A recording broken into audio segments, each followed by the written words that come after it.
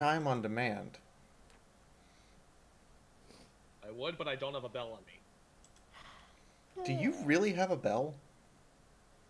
Did He's did an actor. What do you did think? your fiance actually make like a collar with a bell for you? Like you would do a sneaky Uh, cat? I now that you mention it, we should have that because we don't currently. Chime on demand, you say? It, uh, that's it. You Oh beat me right. to it. I had one as well. Damn Oh it! right. I should start the intro, shouldn't I? Probably. Be a good idea. I heard a rather exceptional ding. What was that? It was a ding. Oh, ding dang. Fiaura asked us to get along the map, so we all grabbed the closest little bell thing to us. I don't have any. You're a So- sad, strange little man, and you have my pity. Wow, that Wow, was dark. Really? Thank you. So, Sparrow, hi, did you finish the everyone. picture? I did. Welcome to Reviewers Web. I have almost the entire cast is here this week. I think a miracle has happened. A good season 8 episode? Ouch. Wow, now I don't know what's harder to do, herd cats or get a good season. I mean, anyway, so hi everyone, welcome to Reviewers Web. This week we are here to talk about the Road to Friendship, an episode in which Trixie and Starlight go on a road trip to settle Arabia, and it immediately goes off the rails and does not go well for them. It's funny because there's no train tracks, so there's no rails to go off of. And yet we rail on and on. And this week, we start at the top of the list. I am Fiaura. I am your host. I do science videos as well as video game live streams and the occasional I just need to get something creative out of my system, as well as random stories that are suggested to me and Fallout Equestria shenanigans. I have with me DeWilsonator, Golden Fox, Harmony Dancer, Insane Pyro, Jasper, Master Code, Moonlight Burb, Show Joke, Silver Quill, Solar Flare, and the Brony Critic. This week we are only missing Lightning Bliss. So in the meantime, I will let them introduce themselves, starting at the top of the list with DeWilstonator. Hey everybody, I'm back finally after missing so many episodes. For those that didn't know, after the last show I was on with Friendship University, I had to go to the hospital to take care of a rectal abscess, which required a minor surgery, and I've been recovering ever since. But now I'm back. I'm here to talk about Pones, and for those that don't know what I do, I'm a voice actor, I'm a singer, dancer, general content producer, and yeah, Pones, ring-a-ding-ding, ba-dum-ts.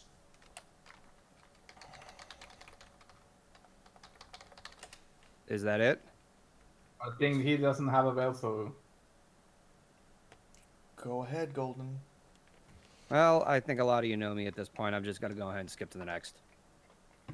Hi, Okay. I'm Harmony Dancer, Dragonfire Princess 7. I go by many names.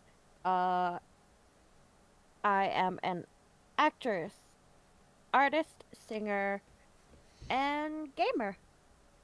And, yeah. Next. I keep forgetting, is it me or Spyro? Spire. And I am Spyro, of course, the fourth incarnation of your favourite dragon, saviour of the five realms, Avalar, Skylands, everything in between, and the artist of this fine chat, as well as video game reviewer and let's player. Hello! This is the Pizza Pawn, Jasper Pie, back from my week-long break and currently having flashbacks of 4 days on the road. 4 days on the road, locked in the car. With Riley! Oh yes, I also do comics, audio editing, and the like. Hello, everybody. This is Master Code, your super awesome ace analyst, talking everything about ponies, those pastel-colored ponies. Yes, all the ponies, all the time, 24/7. So, yes, we're gonna have an awesome podcast today. Love this episode. On to the next person. Hello, I'm Moon Knight. I do My Little Pony reviews. I do some song covers. I also do some book reviews and movie reviews if I have the time to. And well, today we actually have one good episode, not like the other weeks where they were like kind of toned down, not really that great. But I'll pass it to Shoujo. Hey there, everybody. Shoujo here, and we're back with reviewing a good episode of MLP for once, which is really weird because I haven't been that big of a fan of season 8, but it actually was an okay episode, and I didn't hate it, which is pretty interesting. Also, I'm a Let's Player, and I review the ponies as expected for me being on this podcast. And I'm also an artist on the side, and just I dabble in certain other fandoms as well. Greetings, one and all. I go by the Silver Quill. I do review videos, editorials for Equestria Daily, comics, and I also make lots and lots of puns, which make Will really butthurt. Whoop, too late. Burger. Ouch. Please consider my new barbecue line, Unreliable Sauces. They're unreliably good.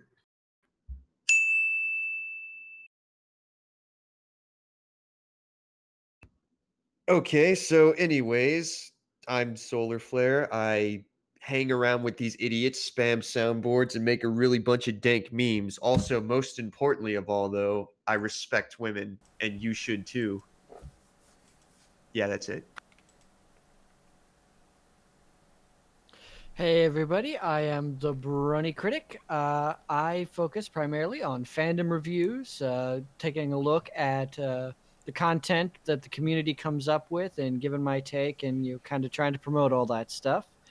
I also do a little bit of writing, a little bit of voice acting, and I'm a convention goer. All right, I think that's about it. I think we hit the list. You can find all of these lovely people in the description below, as well as our currently MIA Lightning Bliss for this week. We apologize that she's not here. I think she's still settling in from moving, because last night I saw reports of her managing to cook in the kitchen and was terrified. In the meantime, plus two, she's actually also fighting off a little bit of a cold currently as well. So she's moving into a new apartment and also trying to get better from a little sickness. A little bit. We talked to her last night, and I thought we were online with Night of the Living Dead. Hello, everybody. I'm not feeling very great. I mean, in that case, it's not going to be like an actual, like, really scary zombie. So do I have artwork this week, or do we not have artwork and therefore less trauma?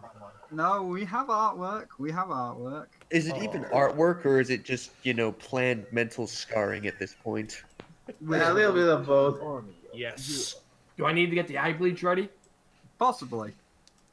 So, last week, they both asked for two things. Silver Quill wanted to crown everybody in the name of nepotism, and Master wanted the new Mario Peach crown thing that's now spread to Bowser, and we've got all that lovely Bowsette.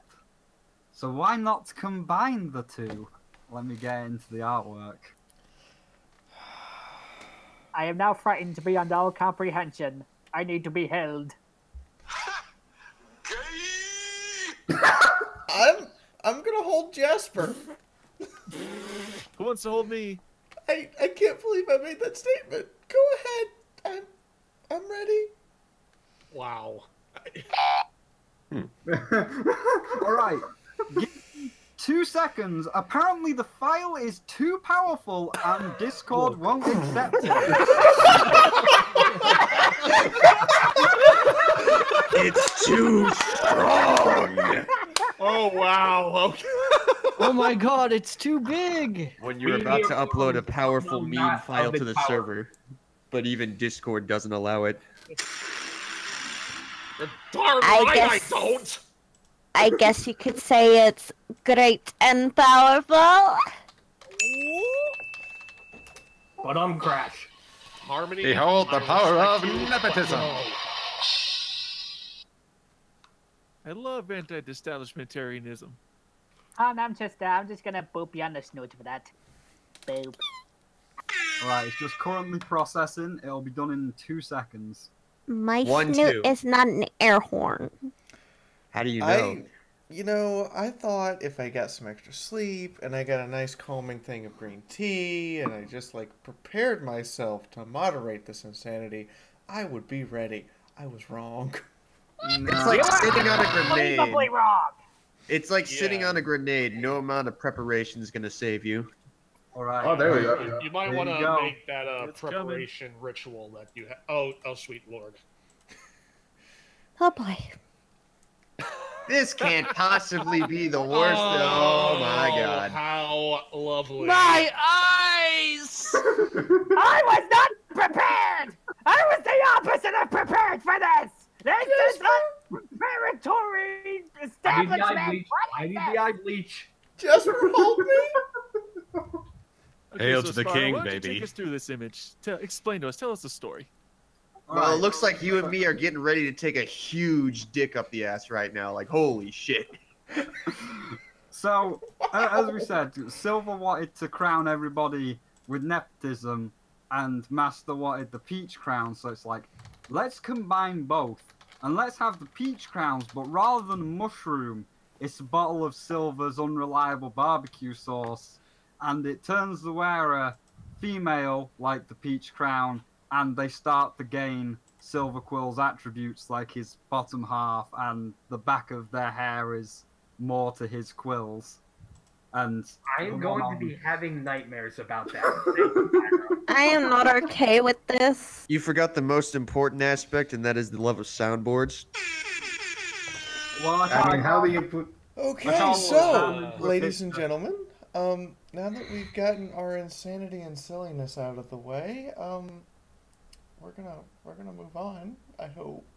Oh god, why? Please, Dur. Hey, Will. I look. How about that road trip? Hey, Hey, I look Will. fabulous. So shut up. I look horrible. Hey, Will? Yes. I heard you have some thoughts about Trixie and Starlight's All road right. trip. Please save me. Thoughts! Indeed, I will, Fiaura. All right. So, preface. This is actually the second time I watched this episode right before this show, because I did see it one time before when I was at Crystal Mountain PonyCon, and we did a little video with Dr. Wolf, my soon-to-be wife, Silver, Josh, and Bliss. So, I'm hopeful, at least with this show, I'm able to embellish my initial thoughts of it, especially with watching it a second time. And, funny thing, this seems to be another episode where I'm the odd one out and kinda didn't like it. Okay, let me, okay, so... You got a minute and a half, let's go. Alright, well, I seem to be one of the only people that truly doesn't understand Trixie and Starlight's friendship. When it first started in No Second Prances, I was already thinking, oh, this show is tripping on eggshells. And as more episodes kept on being produced with the two of them in there, the two of them just seem to get on each other's nerves more and more. I'm like, really? They consider this to be friendship? Am I the only one that's thinking it's almost sort of passive-aggressive abuse? I mean, there's still the cold hard fact that in this episode, Starlight literally gave away Trixie's home. Don't you think that would spell even like the slightest bit of discomfort? I mean, like, I would kind of be a little more forgiving if here's how I would at least fix this one portion. Have Trixie, 'cause I don't know if they would really go this far in this type of show, but maybe have Trixie show her, I don't know, maybe like a lease or something. It's like, hey, Starlight, you literally gave away my home. I live in a mobile house that I take with me for tours, and we're homeless now. What's wrong with you? Well, they weren't homeless. They got a bigger one. Well, okay, true. That's true. But, also, Trixie stated outright she also has a lot of collectibles in there that have taken her years to get, and all that just went away. Like all of it. Like, No, they traded homes, but I kind of doubt that they also didn't trade their possessions. Like, that was never made clear. And just, I'm sorry, but Starlight and Trixie's friendship is just frustrating for me to comprehend. It really is. I think so. So a very interesting question here, Will. How would you fix it? Well, like I said, to soften the blow at least a little bit, maybe have Trixie show like a piece of paper where it's like, hey, this, like, okay, I will give it this. It wasn't explicitly stated that this was Trixie's home because who knows? Maybe she might actually have a structured house somewhere that she just doesn't live in anymore. But I want to point this out about that point, and that is that every time we have seen Trixie asleep, even when she's in Ponyville, she's in that house. She's in that wagon. All right, hence my point why this wagon of hers is her house. It's a mobile home. Like, how I would at least, soften the blow of it being traded away like Trixie at least letting Starlight know, it's like, hey, this isn't just, my go-to tour bus per se. It's my home, and like show her like, maybe like a scroll that has like a lease or something. That way Starlight will at least understand that what she did was not okay, despite, the two of them getting on each other's nerves throughout this road trip. And because, yeah, Starlight's, impulsive actions, they're like her main crutch throughout this whole thing. And a lot of the times, if not 100% of the time, it's landed her in hot water. Like, you're gonna learn at some point. So what you're saying is, the third act shouldn't have had to have Starlight head halfway back and then turn around. It should have been, Starlight, you just gave away my house, and then they're chasing this guy down to get her house back.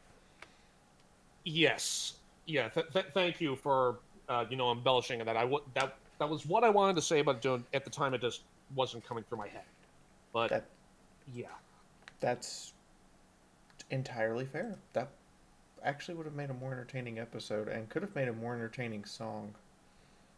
Yeah, the song was good, but another thing that this guy from Saddle Arabia, we don't know his name.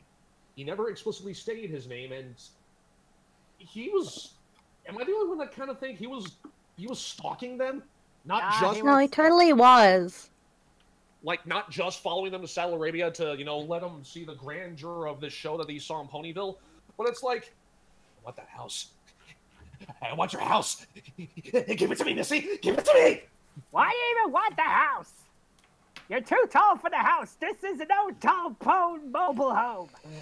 So, yeah, just a lot of things rubbed me the wrong way about this. Mostly because maybe it's bias or something, but just the fact that it's another episode regarding two of my three least favorite characters in the whole show. I've talked on long enough. Moving on. Okay. Good to know, and a different perspective than we expected to start off with. Hey Golden, what you got for us? Well, regarding the Who Far Away, that's his name. He stated and was expecting them to perform, which is why he followed them. As for the second half, the only thing I can point out is that maybe it was just complete coincidence. Now, as for the rest of the episode, Starlight giving out the house, okay, that's not a kill. That doesn't kill the rest of the episode. But it is something that Starlight had to learn not to do. And she managed to help Trixie get the house back.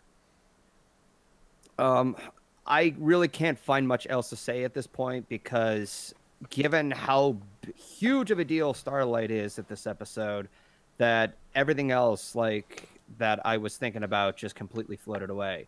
For the most part, I did enjoy this episode. Not one of the better ones, but it's still okay for me. There are a couple of things that could have tweaked better. I'm not going to go into full detail over that because, well, I think the Starlight hater over there decided to take up the show. Oh, and pass it to Harmony to answer. Oof. Speaking of Starlight haters, I'm one of them. Gee, I'm not surprised. Gee, so surprised. Honestly, I didn't like this episode at all. But Trixie, she was actually one of the better parts of this episode, and I've gone on record saying I dislike Trixie immensely. But she is growing on me. I will admit that. She's growing on you like Venom, or? No, sorry.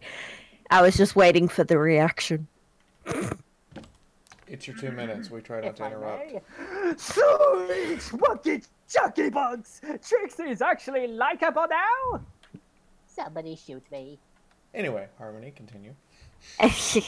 Anyway, actually quite enjoyed Trixie in this episode, and I actually felt bad for her. Like, everything was going wrong for her, and this was like a big opportunity for her, like touring, and just everything was going wrong, like not being able to find a hotel, Starlight eating all the food and spending all their bits.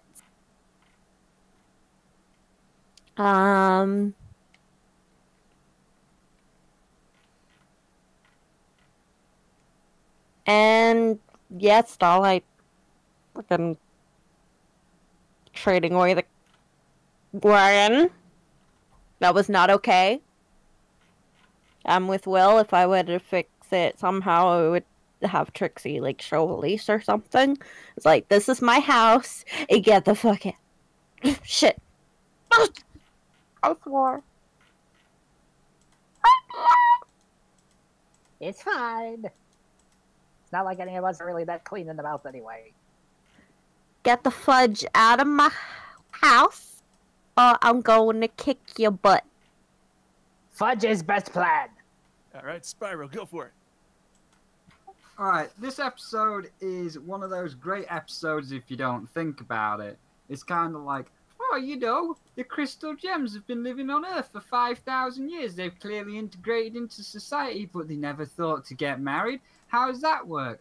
Oh, there's clearly a man following you, but you've never asked why he's following you or what he's doing. Or, you know, Starlight, you used to run a village. Surely some sort of money management would have come into the thing about running an entire village. But hey, don't think about it. It's okay. We've got a fun song and a road trip. It's a good episode if you don't think about it. But in terms of, like, the bulk, the first half, I don't see any problems with. Like, you're performing together, you're enjoying it, and Starlight is like, hey, that was fun. And Trixie's like, yeah, sure, let's go on a road trip. We can perform around the world. That's a great idea, Trixie. Let's go. And then we get introduced to the problem. And from the beginning, we have this build-up of this guy wants to trade the house.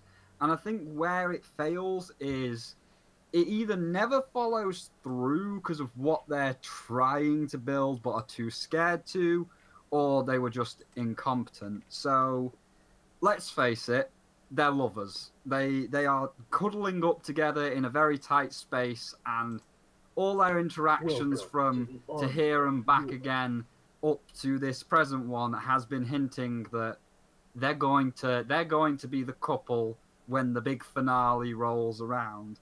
And that's fine, you know, and it kind of comes to this house bit where maybe the guy, if you'd written it better, wanted it because it had magical properties. Because the wagon itself is a bit tiny and it's a bit crappy. And I can see, yes, it's got sentimental value on Trixie's part, but even you, Trixie, have got to admit, like, you're collecting so many knickknacks and magical items that even just opening the door with you alone in it, that stuff's falling all over the floor. Perhaps you should get a bigger one. So if this guy was perhaps wanting it because it had something incredibly special, some secret hidden magic, you could see why I'd be after it. But I think what they were originally going to do is, well, it's a bigger house for the two of us. Kissy, kissy. It's a bigger one for the two of us. And then they remembered it's a kid's show, and it's like, oh, God, we've got to get the house back. It was, my entire life was in there. 10 seconds. Oh, yeah, that's pretty much it. Like, I think the way I would have fixed it is either you go all in on Starlight explaining that, yeah, it had precious memories, but now we could travel together in relative style, and we can make new memories or have something actually special about the old one, and it's the reason why you won't trade it.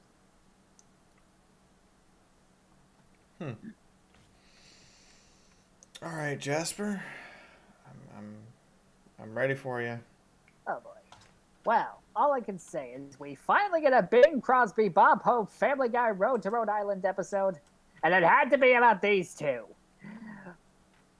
Okay, joking aside, I did actually find this episode entertaining. I think the song was catchy, and it covered a lot of ground of how anything on a road trip, even one with your bestest buddy, can go horribly, horribly wrong. And I'm actually quite impressed with the level of cattiness these two best friends can get. I think other than, yeah, like everyone else said, the whole situation with the house, I think the one thing I would fix is just maybe, I don't know, just maybe reduce the Sal Arabian guy's appearances, because he kept popping up like a lot. Like, way more than I kind of thought he would. Maybe if he had like just one other appearance before Starlight traded the wagon away, then maybe it'd be a little better. Like, we wouldn't be kind of sick of him, or just, I don't know. After a while, him popping up everywhere they went was kind of annoying and stalkerish to me. And with that, I pass it off to Mr. Kid. That's right. Oh man. Okay, guys, I'm gonna come right out and say it. I thought this was a very, very fun episode. Like, where to start? So, first off, you have Starlight and Trixie, two very impulsive, very explosive personalities, and you're fitting them together on a road trip in a tiny little wagon. That's great. That's full of humor, and it takes full advantage of them just being completely miserable. You know, it's just like National Lampoon's Vacation. It's like one thing after another keeps going wrong and stuff. But I also love the song. The song was upbeat. You know, even in the song, you know, Trixie and Starlight, they reference like, you know, it's like that, you know, it's like one of those buddy movies where da da da da and all that stuff. It is. It's exactly like those, you know, 80s, 90s buddy road trip movies. And again, a point that everyone's kind of bringing up again, the whole selling of the house. I actually didn't have too much of a problem with that. That's totally within Starlight's character. Remember, this is a mayor who, you know, when she was evil, of course, you know, she enslaved an entire town and stole everyone's cutie marks. But even as reformed, we're talking about a mayor who dominated the minds of her friends just to avoid a friendship lesson. So her giving away her house, which again, it was very impulsive, which, you know, that's her character, you know, that's totally within her realm of doing that. So I don't really see that being out of character for her. I thought that was a very funny reveal. And again, this guy, we gotta figure out a name for this guy. I know it says in the credits, but whatever. Anyway, yeah, okay, we're gonna call him Aeon. Okay, so Aeon, we see him pop up every once in a while, and honestly, again, going back to National Lampoon's Vacation, you know, it's kind of like the Fiaura that pops up every once in a while. He's like that character, you know, he's here just to add like weird comedic flair and whatnot. So I didn't really have a problem with that. Also, he's very sarcastic and he was also very funny, especially near the end when he's like, I can wait here all day. And it's like, she literally waits there all day. And Anyway, I thought the humor was done very well in this episode. I really don't have any problems. Like I said, it excels at taking the buddy movie and showing just how miserable a road trip can possibly be, and just rolls with it in a very excellent way. So that's me. On to Moon Knight. Thanks, Master. I think that this episode was overall pretty good.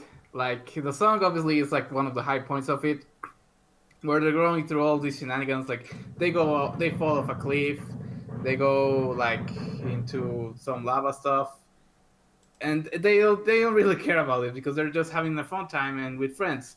Now, the point of them, why are they friends? Why are they like together if they hate each other so much?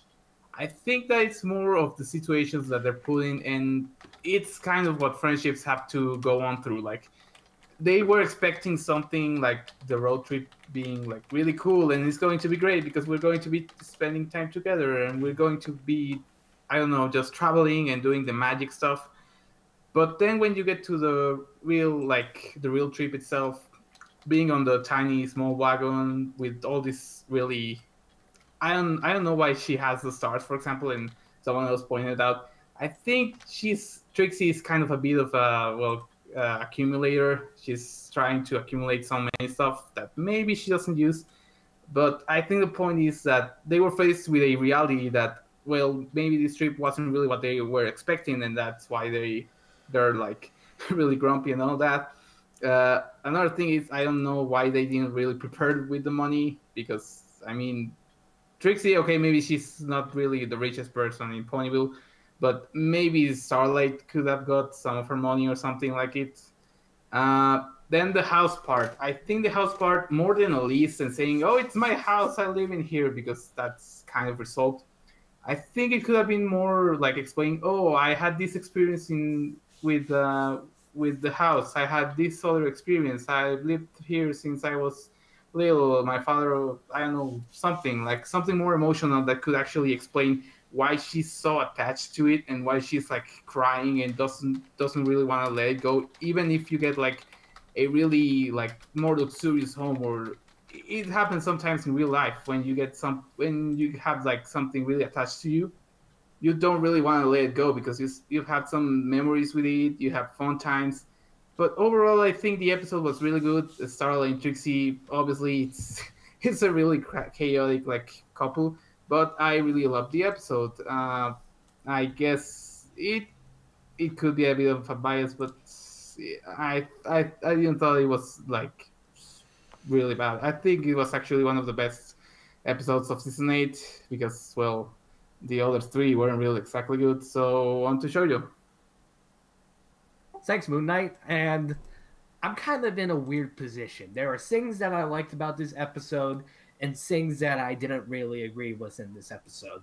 I like how Trixie and Starlight were working off each other and how it was all buddy, and like what Master Code said with the buddy road trip, and how they thought it was going to be awesome and going to be a great time and a bonding experience, but it didn't turn out like expected. But they made it through together, so that would make their bond stronger than ever. And though, what confused me a little bit is one of the things was during the beginning, Starlight was incredibly optimistic. I don't know if that's just me thinking about some stuff or thinking too much into it, but she was incredibly optimistic to how she usually is. And then that just careened off the side of a cliff when she went completely 180 on us and was the complete opposite. And another thing that confused me, but I kind of understand, was the house. Now, how I would have fixed this is have this happen in an earlier season, because if this had happened in an earlier season, they were still trying to be friends. In like season 6 or season 7, they were still trying to get along and become true friends, though they're not really close, and they may have some differences on certain things. And one of them would have been that Starlight impulsively sold away the house, thinking it would have been a quicker situation to the problems that they were having. But it turns out not the best option that she could have gone for. It would have been better, in my opinion, if this had happened in an earlier season, because it would have been more believable that they would have had hiccups and they weren't getting along as well because they haven't been friends for a long time. And though one of the best parts that I feel about this episode was, and I could be a bit biased, is that Starlight figured out that she did something wrong and that she admitted that it was a mistake and fixed it. Because truthfully, I'm a little bit impulsive myself. I sometimes come up with snap, quick, easy decisions that could expedite over certain things and just fix it really quickly, but it ends up just not going the way that I thought it would be and becoming a bigger mess. And I just need to work on not being so impulsive. So I kind of understand that what Starlight was trying to do. She was trying to find a quick solution to a problem that they were having, but it wasn't the best thing.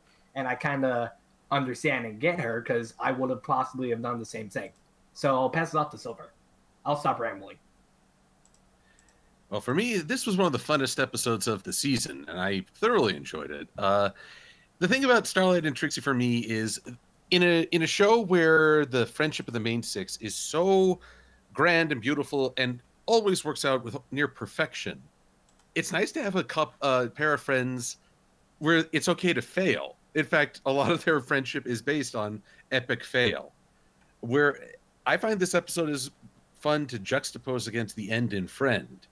Whereas in the End in Friend, two longtime comrades are able to overcome every obstacle together and solve the not real mystery, but they still solved it. Meanwhile, Trixie and Starlight are just like, oh, thank God that's over. And they're just like, you know what, we tried. Let's never do that again. And I honestly can empathize with that. Many is the time I've said with my friends, yeah, let's not do that again. And it becomes a point of humor later on. This episode, I thought, made a lot of characters enjoyable, even Flurry Heart. It's like, oh my gosh, she's actually being adorable. Shock and awe. I still question how the mother is that strong to hold that demon on her head. None know of the Alicorn neck strength. It is their greatest secret. If they ever headbutt you, you're doomed.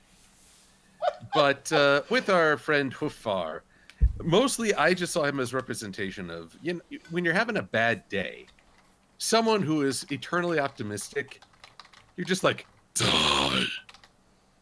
Because, you know, he's unintentionally pushing Trixie and Starlight even further, just by being so upbeat. And he is sort of, I guess he's Trixie's first roadie. Just likes to go around and see the show again and again. But to echo Master Code and Shoujo, Starlight has always been very utilitarian in her view.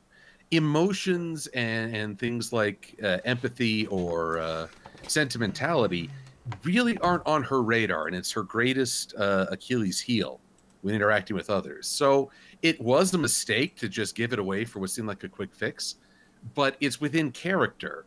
And so that's what makes me actually like her character. I understand a flaw that she now has to work through, which is better than if a character some friends that I watched an 80s cartoon where the heroes were completely flawless or without any character quirks, and you're like, oh my gosh, these people are boring. Come on, villains, you're more fun. And so that's why I enjoy these characters and why I enjoy their road trip. There isn't a whole lot I'd change, but we can talk about that later. Also, I will just say that with Trixie basically gagging Starlight, this trip really did strengthen their bondage. Well, right. Y'all would have So to have I'm just gonna put I'm gonna go and kill myself now.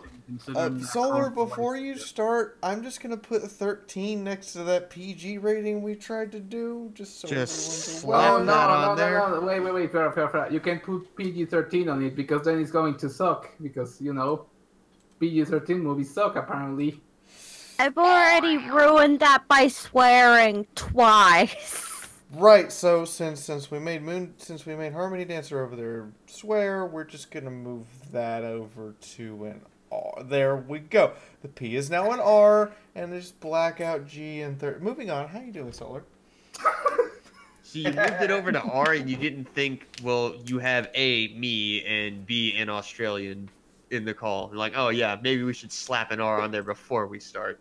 Remember that thing that Trixie got pissed off about not having any preparation beforehand? Hint, hint, nudge, nudge. Anyways,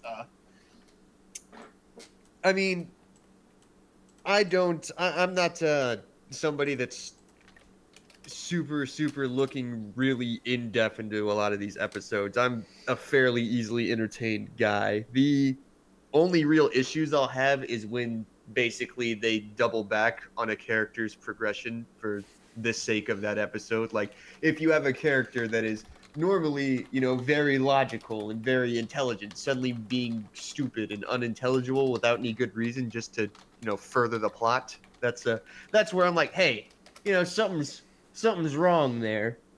But as it stands, I think the big issue that a lot of people have with Starlight, this is kind of a Starlight as a whole, not just in this particular episode, but I think one of the big deals that people have about Starlight is they assume, oh, she's been reformed. That means she's totally 100% perfect and good now. But that was never the case, in my opinion. I think the idea is, well, obviously, you could argue that she spent most, if not all, of her young adult life living in this own little fantasy bubble where she ran everything and, she didn't really have any sort of contradictory interactions or thoughts.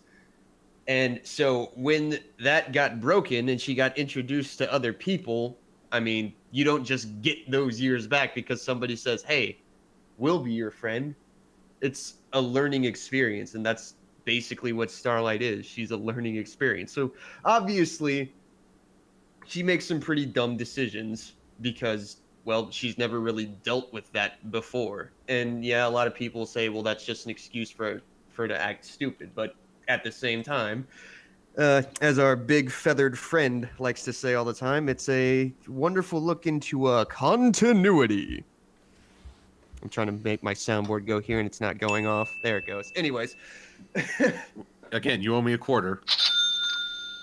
You'll get and a you quarter. have to pay taxes from the quarter, Yeah, I'll get my tax return in about 2 weeks. You'll get it then. Anyways. So, I don't know. I think a lot of people are just like, oh, she's not acting perfect in this episode. Therefore, because this episode has her, she's bad. Other than that, the only other real thing I have is giving away the wagon, obviously, because I know I just said, oh, she makes dumb decisions because she didn't really deal with any fucking adversity in her life. But at the same time, throughout the episode, there's been multiple instances where Trixie has stated, this wagon is more than just a wagon. It has sentimental value to me. And yeah, I get that you had a big fight and all that, but at the same time, you typically don't just give something away. It got really weird, basically, because Trixie did say, you can have it all, which basically means you have free reign to do whatever you want with it, and then she trades it away, and it's like, oh, wait, I didn't mean that. So it's kind of in that morally gray area a little bit, because technically you said this, but at the same time, you should know not to do that. The way that I would fix it is basically, rather than Starlight going off on her own and coming back, and then that's when I can get the wagon back now. I think it should be more along the lines of Starlight realizing, wow, I just traded away essentially my friend's life for something that basically is bigger, and that's it. And then she goes back to find Trixie and then find the little Aeon clone and go and do that. The other thing, it's not really even a complaint, it's just a nitpick, is when they're like, oh, yeah, thank God we're not Twilight and Friends, because they'd have a song going on, wink wink nudge nudge, and then instantly cut into a song. Like, the way that I would improve that, again, this is just a nitpick, but the way I would improve that is just like, they're continuing on in silence for a bit.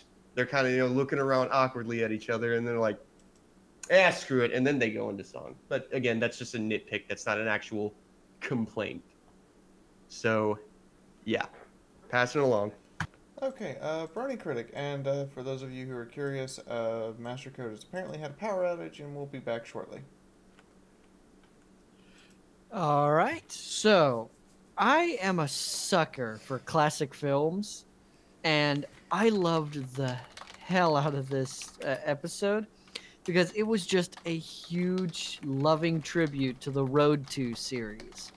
Bing Crosby and Bob Hope. And I think when you look at this episode, not as its own standalone, not as a standalone serious part of the narrative, but as sort of a one-off fun parody, a fun episode. It has all the absurdist elements that you kind of expect from a buddy road trip film. Buddy road trips depend entirely upon the banter and the chemistry between the two leads, and I loved Starlight and Trixie's chemistry throughout the whole episode. Yeah, they were kind of aggressive and angry, but if any of you guys have ever traveled with a friend on a long trip and nothing is going right, sometimes our friends are the people who annoy us the most. And so I've found situations where, or even traveling with my family, I've had situations where, by the end of it all, I'm like, I will literally do anything but be around you people right now. They're not even my family, they're you people. And so I kind of get that sentiment that they express in the episode of the two of them getting really mad at each other. And while I do think in a more realistic episode, if it was trying to go for more emotion, that it would have taken more time, it would have taken more energy, it would have been slower.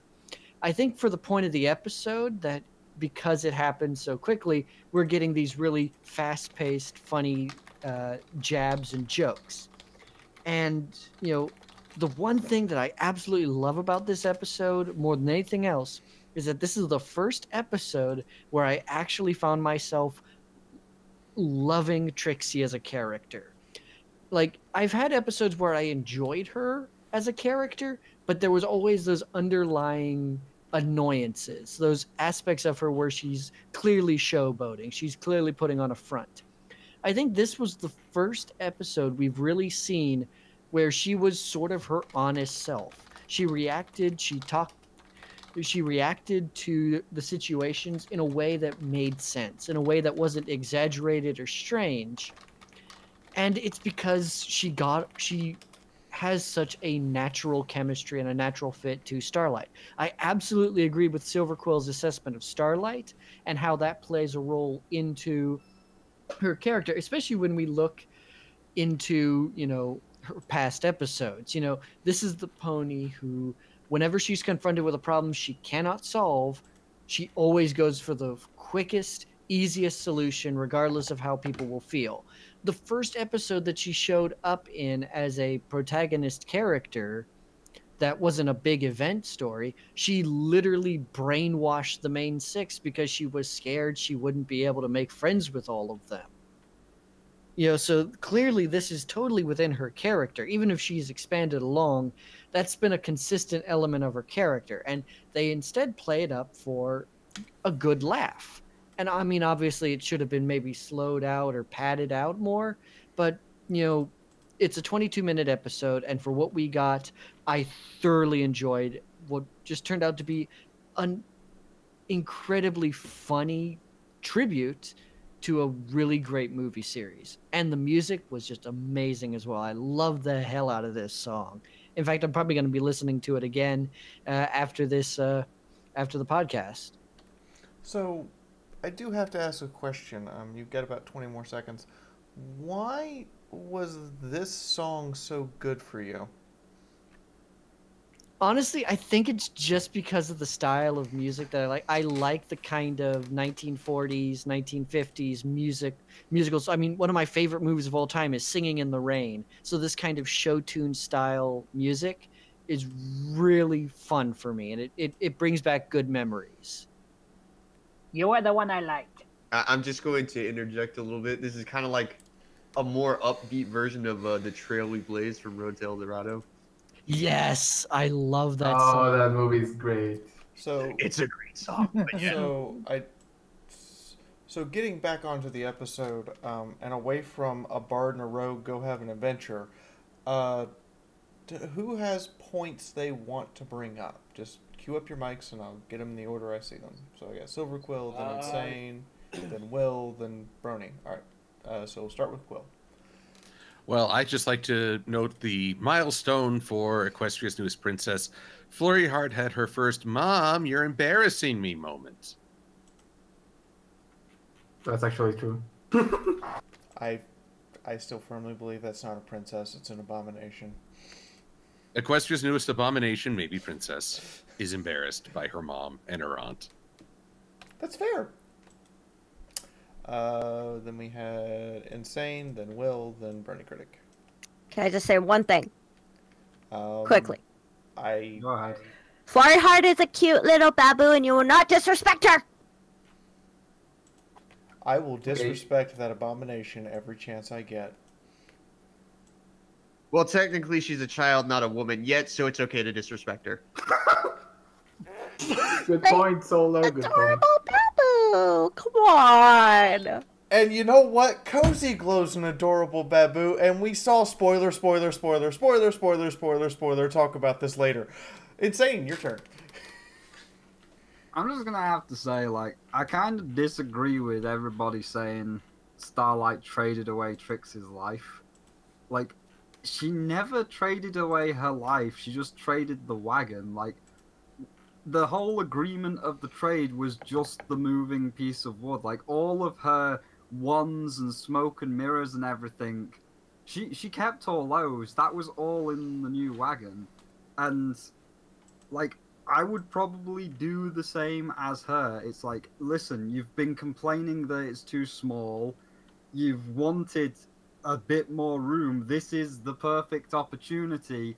He's not asking for your magic wands and your flowers. He just wants the wagon. So why not just put all your stuff in there? And again, the problem is that they never let Trixie have a reason why it's so sentimental, but everybody keeps saying, oh, Starlight took the short route, she took the easy option. I mean, it wasn't really an easy option. It was the one that was kind of hinted at, that Trixie was having room issues, and this bigger wagon was what she was looking for. And again, she didn't trade away her whole life. All of her memories and the little trinkets, that all stayed. She got to keep all that. It was just the moving piece of wood that got swapped. Well, Insane, I must ask, if you were in that situation, would you make that sale without talking to the owner first? I think it comes back to what people said, where she said, it's yours, do what you want with it. So, in a way, kind of. I mean, you're right, you probably could have made the episode better by having Starlight go to Trixie and say, is there a reason why you're keeping this piece of wood? Why are you so determined to hold on to this little one when you can have the big one? You're keeping all your stuff, and that big one, we can paint it up all purple and blue like your main, and we can put stars on it. Is there any reason why you're so attached to the little one, considering you're getting to keep all your stuff? But in terms of me, if someone said it's yours, that to me is literally them saying it's mine. Well, actually, Spyro, that's where I have to disagree. For there actually is one moment in the episode after the trade-off that, okay, you know how you were saying, like, they just traded the wagon, but not everything in it? That, yes. There's actually one moment that actually disapproves that immediately.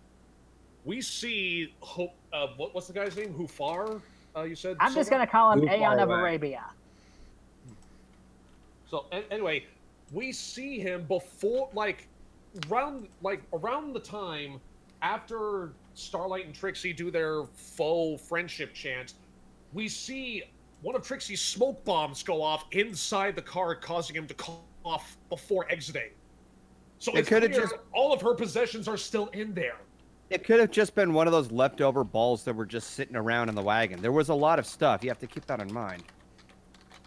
I don't know. Just the way I saw it, her possessions are still in there. So, yeah, I still have to disagree with that thing, Spyro.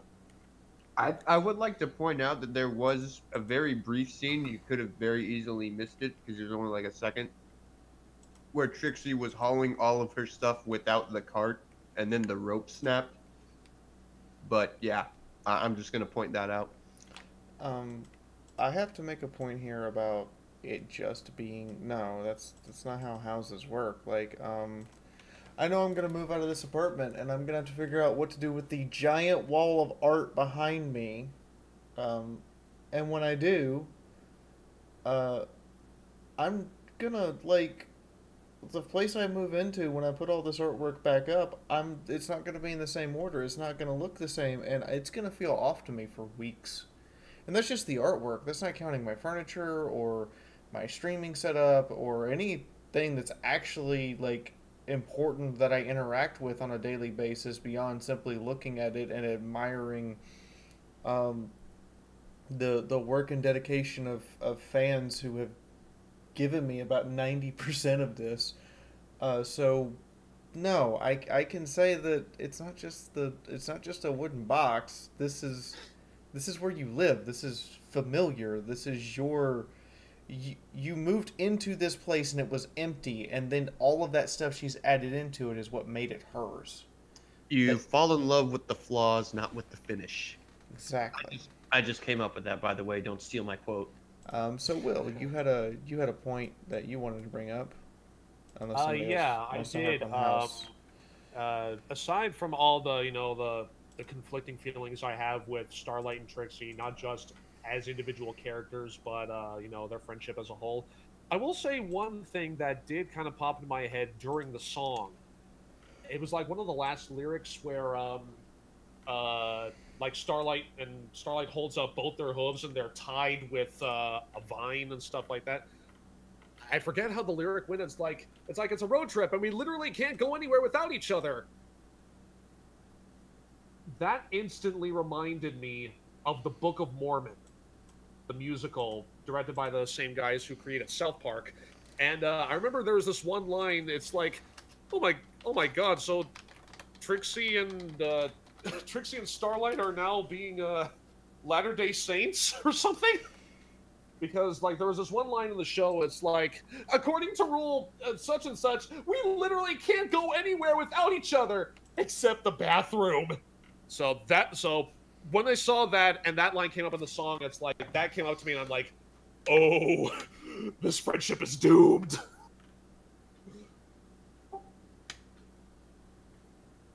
I just focus on the fact that they're tied up again. So, for kids, right? For kids, yeah, for kids. Now can I say something about the both points? Before you do, I just want to point out how close that hits to home there, Will, and the fact this episode was written by the co-writer of The Passion of the Christ. Wait, what? This episode was written by Josh Haber, who is the co-writer for The Passion of the Christ, and also the producer of 3 episodes of this season. So does that mean he nailed it? God damn it. Wait, hold on. Josh Haber actually co-wrote Passion of the Christ? Assistant writer to Mel Gibson. Wow! No wonder I hate his episodes! I am legitly shocked. I need to What about rethink Bloom and several Gloom? things. He wrote that episode. Well, aside from that, but okay, no wonder I hate a majority of his episodes. So, wow. On your marks, the cutie mark, remark, leap of faith, you hate all of those? Cutie remark especially. That one, don't get me started on that shit. That's fair. That's fair. Oh, now I just want him to write an episode called The Passion of Celestia. Whoa! that sounds I'm gonna take this friendship magic. So I'm gonna take the magic friendship bus and make a hard right turn and go, Brony Critic, please bail me out of religion. He also wrote the friendship games. Actually, I kind of want to see a fan art poster of the Passion of Celestia. I kind of think that'd be funny. Hey, Just 'cause artist it's a guy, movie. get on it. Well, I think we have our artwork for next week. Yeah, Spyro, get on that. Get on that, Spyro. Apparently it's us and the Passion of Celestia. So. But I had an idea what where was we your all try point? to eat silver quill. Like, we're on the road, we're having a good time, we all get stranded, and someone ends up in the cooking pot. Oh, Guess who I'm looking at? I know we don't want to talk about religion. It leaves people feeling cross. I implore you God to do the damn it. feeding idea! So, Brony Critic, guys, Brony Critic, please save us. All right. So I was noticing in the comment section, I've been keeping up on it, that there was some comments about how, to kind of reiterate my statement on why I enjoyed Trixie so much, in the fact that this was the kind of the episode where she, up until now, she sort of has been moments of general annoyance. Like, I like the episodes with her and Starlight. They're good episodes, and I think that they're really, the two characters in their essence have really good chemistry. But Trixie's always sort of had a carelessness streak about her in a lot of her episodes. I'm reminded of that anger episode where all bottled up. Thank you, all bottled up. That one. I'm reminded of that, and it was fun, it was enjoyable, but I really wanted to smack Trixie throughout that whole episode. Like, you cannot be this dense. And this was the first episode where I could really see the situation of, Trixie has grown, Trixie is learning, and Trixie isn't playing a role. Like, you get the sense that this is a character who, whenever she's out in public, she has a persona on, even around her friends. Well, this was one of the first times where we really got to see just her and just Starlight, all by themselves, and it really showed an interesting and unique side. I do agree, absolutely, that they missed out on an opportunity to kind of give us more backstory, help us to learn a little bit more about Trixie. What is the deal with the cart? Why is that matter so much to her? And that could have been a great opportunity to learn more. And I would have certainly loved that, but I think this is the wrong kind of episode for that. It would have been maybe good for a downtime, but this is the kind of comedy where it's very fast punch, quick joke, and if this joke doesn't make you laugh, the next one's coming in about 30 seconds, so it doesn't really matter. It didn't really have a whole lot of time for that kind of slow down drama to kind of let you give a breather for the comedy. It kind of was just a relentless comedy. That's about it on my part. I saw Moon light up. I thought he was hot mic there for a minute. Hey, Master Code, welcome back.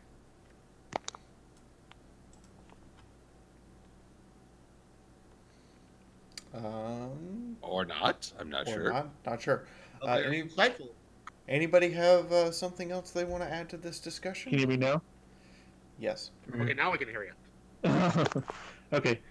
Is my audio bad? If not, if it's too bad, I'll because I'm on mobile right now, I can stop and I'll come back later when my power comes back. Audio is definitely phone quality, but we can deal with it for one day if you have something important you need to say.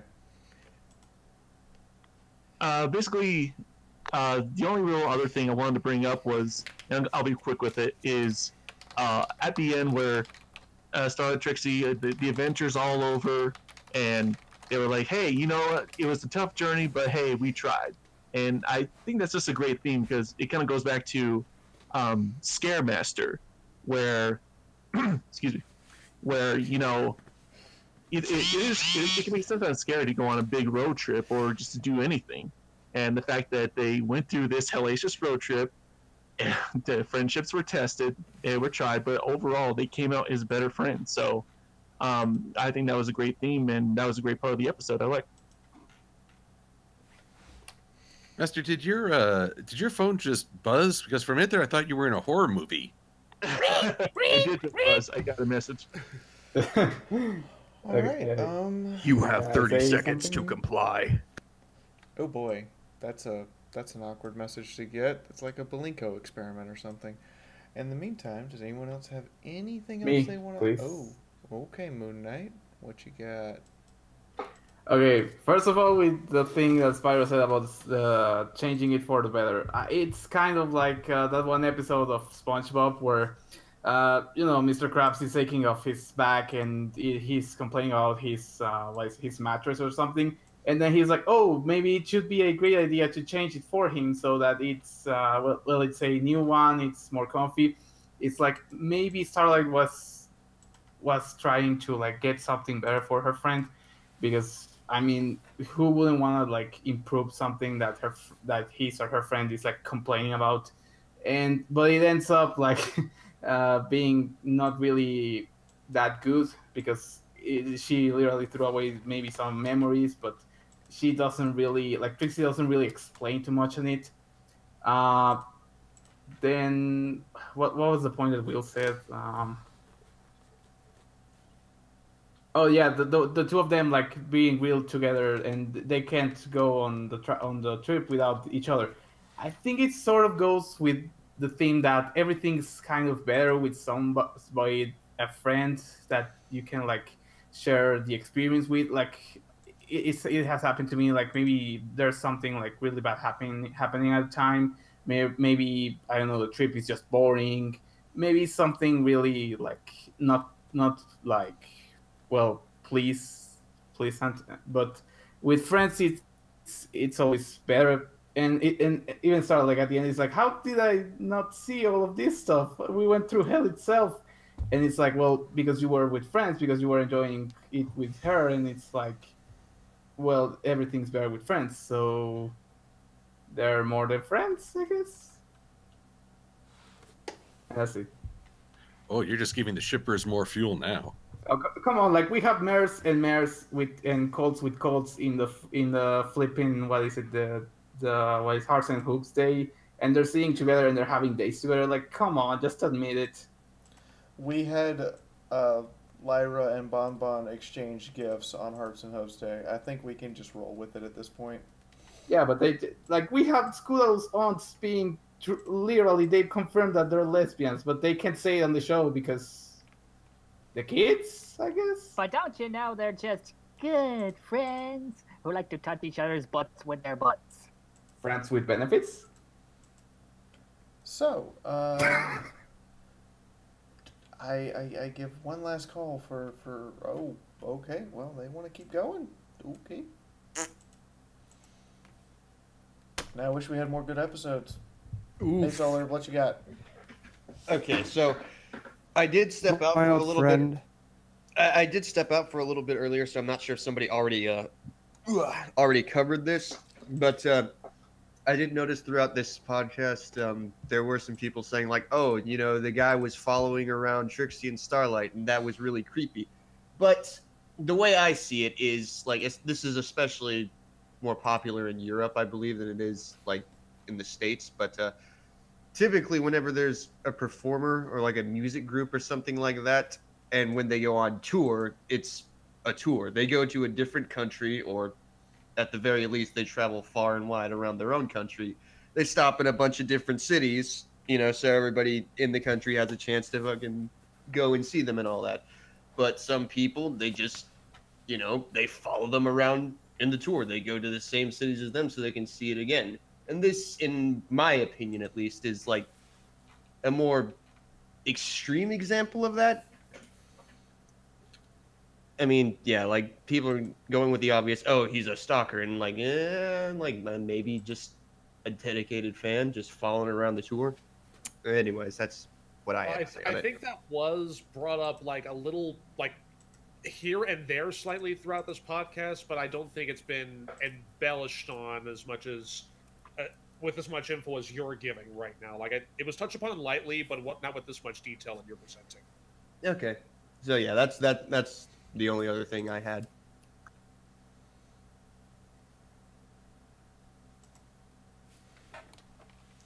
Okay. Harmony lit up. Harmony, what you got? I don't have anything. Whoopsie, Sorry. my bad. Oh, Sorry.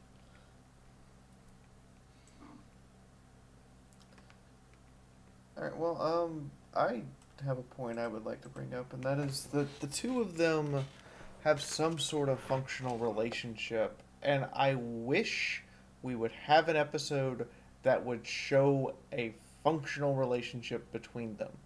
This is clearly them on a bad day. Like, they have this whole magic routine that is well done and well scripted and well acted out. But we don't see them building those. We don't see them making a new magic routine. We don't see them ever having a good day. Everybody else gets to has a problem, but also has a good day afterwards. We don't truly ever see that from them. And so I begin to go, where can we have their good aspects of their relationship actually displayed for us? Thank you. Someone finally said it. We see the bottled up episode. We see the going to Chrysalis's hive. So we see them when they're either in crisis mode or in I want to strangle my friend for beating me at Monopoly mode.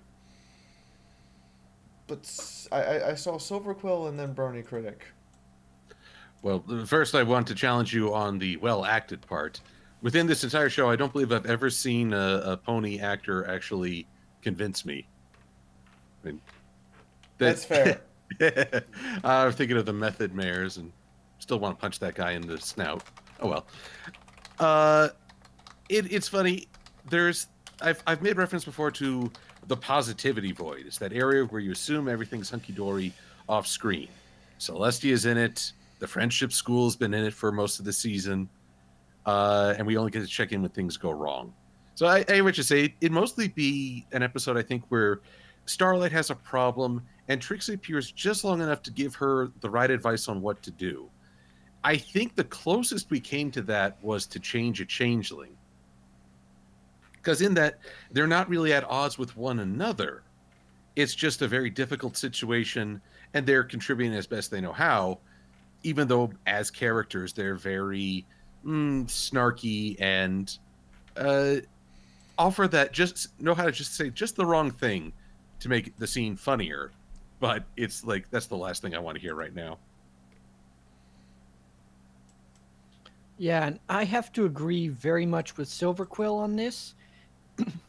You know, when we see them, if we wanted to see the best parts of them, they couldn't be the protagonists of an episode because then there wouldn't be the central conflict around them. The two of them together couldn't be the protagonist as the central conflict because, you know, there has to be an issue. There has to be a problem for the friendship lesson to get solved. So we see them when the two of them together are the central focus of an episode. We're going to see their big issues. And I do think that it would be nice to see, you know, Trixie giving advice to Starlight or vice versa. But what I like about it is that they have a dynamic that is very different from the main six. It's a kind of friendship that's very unique in that they're kind of a deconstruction on what we expect friends to be. You know, a lot of the main six, you know, and they tried to explore it a little bit with that Rainbow Rarity episode. The idea of two individuals who are very, very similar in one aspect, but very, very different in the way they express those similarities. And I think they do it a lot better with Starlight and Trixie because the two are much more... They're more similar than they are different as far as, you know, from a thematic standpoint. Both the reformed villain. I wish you could see my face right now. You just gave me a revelation. So how many people from the 90s saw Keenan and Kel? Me. I did! I love that shit with a passion. Starlight and Trixie are Keenan and Kel. Welcome to Good Burger, home of the Good Burger. How can I take your order? And all you have to do is just replace orange soda with magic and they're Keenan and Kel. Going to your thing though, you said that they can't be the protagonists on a good day because then there wouldn't be a problem. Why does there have to be a problem? The show is based around mostly slice of life episodes, so you could have a downtime slice of life episode. Well, what I mean by a problem is the central conflict, the point of the episode, the thing which must be learned and resolved. You know, if it's a situation where they have no friendship problem, we're seeing the best part of them, what's the friendship problem to learn? So we Why can't has have there them got be to be the... a friendship problem? That's what I'm putting forth. Well, like, they could. The central problem could be creating a new magic act, and it could turn out that the best thing to do is have them switch roles. But the point here being, wow, that would actually be an interesting episode where the two of them are genuinely sitting down, trying to create a new magic act, and it's not working until they switch roles, and Trixie is the assistant, and Starlight is the performer. Go ahead, Silver. I'm sorry. I just brain. No, it's all good. Well, let's see. It doesn't also always have to be a friendship problem, but a conflict in a story requires that something not be going as the characters intended. A 20-minute episode where everything goes exactly as planned is a boring episode. Bringing their best selves need not be that they're always getting along, but if one of them is having a problem, and oh look, here comes a friend to offer a supportive word or help cover some actions to free up the other friend, that's bringing your best self. And we've seen that happen in plenty of episodes with the rest of the cast. So it's possible. You'd have to, however, I think you'd have to have a situation where Starlight is the one struggling with the concept, and Trixie, the more experienced and travel pony, is the one who offers some perspective and maybe tells her what she needs to hear but doesn't want to hear. So maybe like into Where and Back Again, where Starlight was like conflicted about, oh, if I go back, they're going to like turn over me, or they're going to be like really mad. But Trixie is like, you're going to be fine, don't worry. And I get like it could be boring that maybe there's an episode without conflict because maybe we're a bit too If written well enough, you can have an episode where you don't need conflict. I could point you to The Last Avatar or The Last Airbender with the Fire Island play. While the main cast was nitpicky at the performers, at the end of the day, everybody was just sitting down, having a good time watching the performance, and no conflict kind of happened. It was while they were nitpicking the fact that their characters were being taken the mick out of, everybody still just kind of had a fun time watching that performance. Let me ask you this question, though. What would be the message in that episode? I mean, that goes to, does every single episode have to have a message? No, I'm talking about the conflict in the episode itself. I will say the act of seeing a propaganda play is in itself a conflict. You are presenting you're confronting your views of events against what this play is trying to tell you happened or how it's trying to portray them. There is conflict. It's just that the resolution is they have a good laugh about it and sort of shrug it off and move forward. Or maybe it's just go on. The reason why I ask is because one thing that people need to understand is that the show is moral driven, and the morals that they provide are something that people have to learn, in contrast to what that I can hear myself. I'm sorry? Kind of, but not every lesson that show presents is learnable. Well, the show is meant to teach you lessons. That's what it was also designed. I didn't learn anything. Don't get me started. There you go. Like, it's like, okay, there can be there. I think it was Adventure Time 2 they did. There was like an episode where there was literally no conflict, or we didn't really saw the conflict, but I don't remember which one was it. But it's like, do we really need the conflict to like make the episode interesting, or is it just like at this point what drives every single episode, and we've like grown a little bit like, I don't know, every episode has to be resolved in like the third act or the second act. It's like maybe there's no conflict at all. Maybe it was just last slice of life thing, or maybe just a play or something. it kind of is like the I think it was the Christmas episode, the first one, where it's mostly a play. Like, yeah, they fight at the beginning, and at the end they're like, oh, our friendship is what makes Equestria great. But mostly it's a play, so there's the problem already was solved in the past if you want to look at it like that. But I won't see any problem if they actually try to do something without a problem existing or without them realizing, oh, there was no problem at all. We were just like trying to make the problem ourselves, but there wasn't really any problem. Well, I'll say if you want My Little Pony without conflicts, just watch Gen 3.5. But that one was mostly written for like, stereotypical for girls, and So was this one. Also for people without eardrums, apparently, because holy shit. Actually, you're wrong, Silver. There was conflict. The conflict is that generation sucked.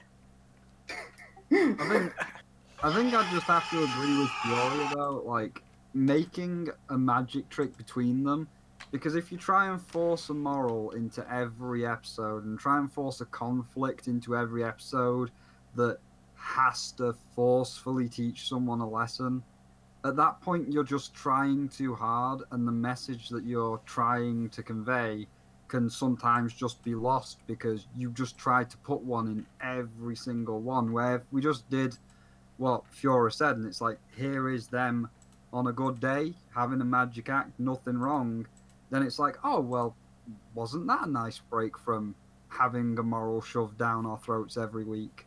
If you just constantly try to make one every week, sometimes you try too hard and you fail, hence the Applejack I learnt nothing. Except that she didn't. That was the point. It's the lines and the paragraphs immediately after that. I didn't learn anything. I was right all along. If you stick to the values that you know are right, you'll come out on top. That was the lesson. We make a joke about the fact that she didn't learn anything because she wasn't the one that needed to learn the lesson. Not really. And this is the thing that's kind of, conflict is an inherent critical piece of any kind of media.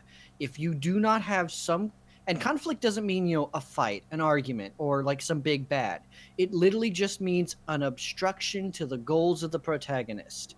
If the protagonist is trying to do something, it could be as simple as they step on a thorn. They don't have to have an Aesop. They don't have to learn a lesson, but there must be something which can conflict. And unfortunately, because the aspects of this show from the very beginning have been learning lessons of friendship. The only reason Twilight was in Ponyville from the beginning was to learn lessons of friendship. That has always been an aspect of the show, and it's a thing that cannot really... Like, we can have episodes where it's not the focus, but it is a primary element of the show. And to say that no one should ever learn anything from no one should ever learn... Like, they shouldn't have to learn something. Media has to be somewhat transformative, or there's nothing to say. It will leave no impression. Media which is not transformative of its viewers leaves no impact. If you guys don't want transformative episodes, what you're going to get are episodes that you guys will never remember because they will leave no impact on you.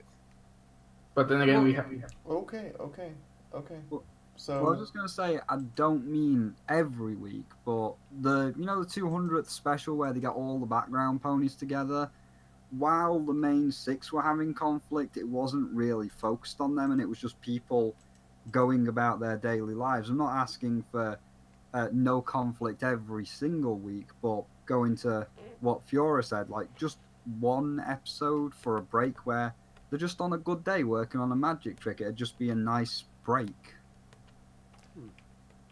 Okay, I opened a can of worms. But I saw Golden Fox light up there for a little bit, so Goldie? The reason why I say it's moral driven is because in season 1, Twilight would write a letter to Celestia, and that was providing the lesson of the episode. That became the show's standards all the way through seasons 2 and 3. During season 3 and 4, the audience was able to piece together what the message was. So from then on, I had the impression the show is moral driven. And that's also why I hated what AJ said, saying, I don't learn diddly squat, so screw you, Celestia. it was one of the most wretched things that I've seen written in a show, which is why I take morals and MLP seriously. Can I say something real quick? Like, I get that it's a moral-driven like series because obviously it was targeted for like kids and to get something that they can learn from, and obviously we need something like that really hits us. For example, the Applejack Parents episode. The Applejack Parents episode, does it really have any like? I think it's like the moral of what is it? Stay in The touch moral with was your about kids and shooting with everything. your guns, but there's a lot of other problems with that episode in which I'll go too off top if I talk about it. Well, yeah, but like, I was like, I get it, like it has to be like story driven and moral driven, and they have to present us with a problem and with a lesson that we have to learn at the end. But then we get episodes like Ending Friend, where it's like the moral is kind of mixed and Jackie sucks as well. Like the lesson there wasn't really clear at the end what they wanted to say. Like, oh, you can keep playing, even if you really bad and you don't have to improve. Nah, don't worry. Maybe that's just my interpretation, but sometimes like trying to like Sparrow said, sometimes trying to force the moral or a lesson or something on the show, it's kind of getting a little bit tiresome. And then again, we see the episodes that kind of recycle the ideas, like what is it, non-compete clause, where it's like, oh, you have to leave your competitiveness away. Okay, we already have an episode like that. Oh, but you have to learn it again because no one learns anything with one episode or just one time seeing it, which is what Flourish said in what was it in the one with the flawless song. But it's like maybe you could like do something different aside from just lessons that are just implied in or that you try to imply in the episode. Okay. Went way off the rails, and I'm sorry that I'm going to take responsibility for opening that can of worms and going off into terrible lesson land. Discussion. It's good discussion. I just didn't expect it to happen. Oh yeah, no, this is a really good back and forth debate. I like it. I'm now booping the Fiaura. Boop. Now you know how I felt in Friendship University. We're even now. That's fair. Fair enough. Silverquill, you have a point I hope is relevant to the episode. Just that if you wanted to go further off the rails, we could always come up with the conflict for the Passion of Celestia. You're incorrigible. Can we not, please? So 50 does Shades anyone of have another Celestia. point they want to bring up about this episode, or should I move to Q&A? Move to Q&A, please. I think Q&A. Yeah, I think Q&A. Q&A time. I think We've we kind kind of wrang every last drop out of it for now. Yeah, we kind of run dry at this point. Harmony, you don't have to sound so upset. I understand. First question is from Radiant Rose. Do you think Starlight should be arrested for selling stolen property? Yes. No. Among other things. And the rest of the main six at this point, because they've also committed different kinds of crimes. I mean, they've all committed crimes. Like Celestia has eaten like too much cake. Then again, we have the main six doing things that they shouldn't. Then you have rodents on the kitchen and on the establishment, which is on the city. If we go on the list, it's eternal. Let's be honest here. In Applebuck season, Applejack literally poisoned half the town. She also incited a riot twice. She caused property damage on several occasions in one episode. She would have been in jail by the end of Applebuck season. And Rainbow screwed up with the weather. I was just about to mention that. And Diamond Tiara got off scot-free making fun of a disabled child. Also, Lesson 0, where it was so bad that Celestia herself had to intervene. Note to self. Secret of my excess, Spike grew huge, destroyed half the town. People. Okay, so Magical Dude would like to know if you can go on a road trip with anyone here in this podcast, who would it be and how do you think it would go? So we're gonna you already know who I'm going. What's good? We're gonna start at the top of the list. Will, who's your road trip buddy and what happens?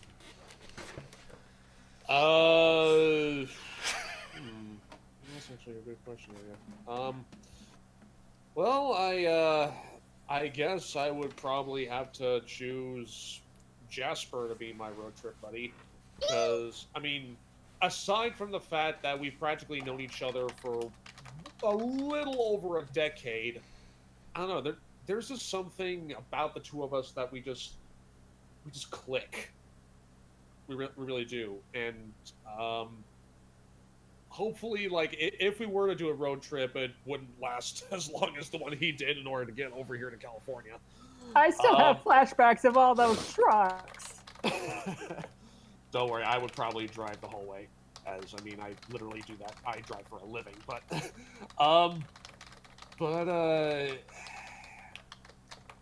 as for what would happen, I don't know. With Jasper, I don't know. The sky's kind of the limit, I guess.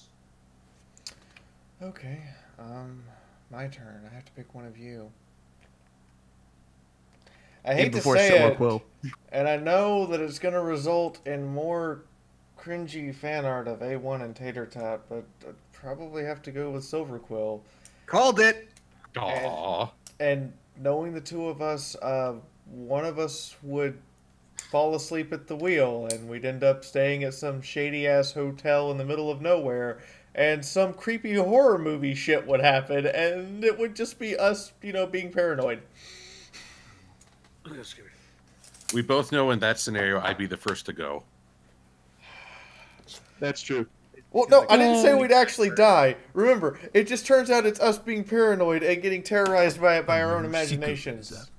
Oh, so it's Scooby-Doo shit. Got it.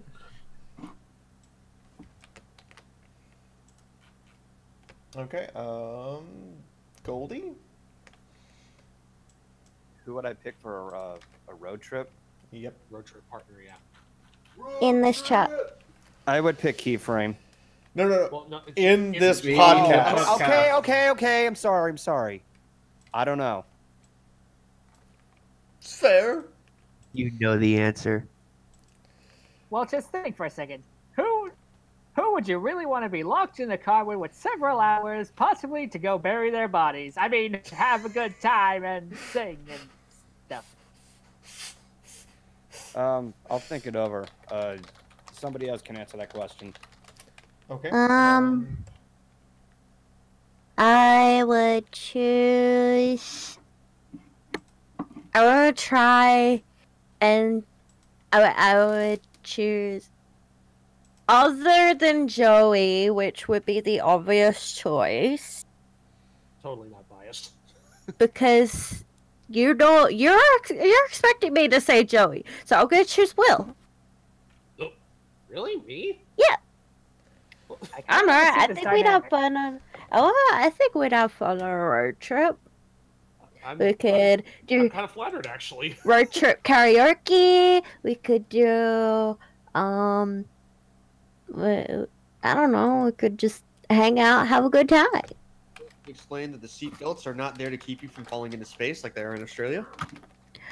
I will stab you with the toothpick. I'm actually toothpick? I'm actually kind of flattered, Harmony. Thank you. You're welcome. All right, Spyro, what about you? Give me a second. I'm going to give you quite a unique answer, so I'll let the others go first. All right, Jasper. Question, do I gotta pick just one? No, you can pick as many people as you want to go on this road trip with you. In that case, I would bring Despio, Harmony, and Solar. Why me? I'm confused. I thought you hate my guts. Okay. Oh, that's the thing. I love you so much, sometimes I just want to crush your windpipe. You tried that That's at HRPC, but then I broke your spine, remember? This is true, but that's a new kind of love. Anyways,